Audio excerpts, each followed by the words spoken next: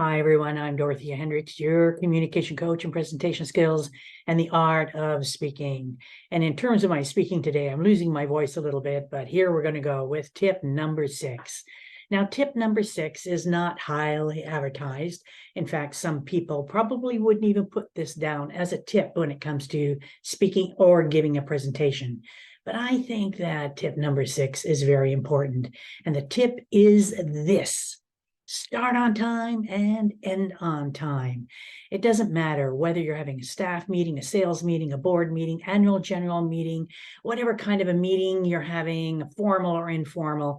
It's critical that when you're starting, you have a start time, you start on it, and when you have an end time, you end on it. We're all accustomed, especially here in North America, to having things start on time. And if we have an agenda, we're sitting bums in seats in a meeting, and it says for start time 8 a.m., we expect that meeting to start at 8 a.m. We don't expect it to start at 8:05, 8:06, or 8:10. And if the meeting is supposed to end at 9, we expect that meeting to end at 9, not at 9:15, 9:20, 9:30, because somebody's gone over. And usually it happens whether people are giving a 2-minute dissertation on project updates or a plan of any kind. What happens is speakers go over. And why do they go over? Well, most of the time it's because they are not prepared. It doesn't mean that they don't know the material. They often know it very, very well up here. It's bringing it out of the mouth toward other people's ears that creates a bit of a challenge. And that's where time comes in, because they often go over time. So start on time, end on time. Wonderful story by Peter Legge, and many of you may already know of Peter Legge or have heard of him. He's the president and CEO of Canada-wide Media. Peter is a wonderful speaker. I love his stories. He's a master storyteller.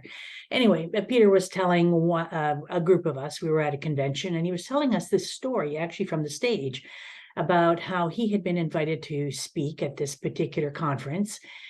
It was the day of the opening ceremony. So we had opening ceremonies, and there was speaker number 1, speaker number 2, and speaker number 3 was Peter Legge.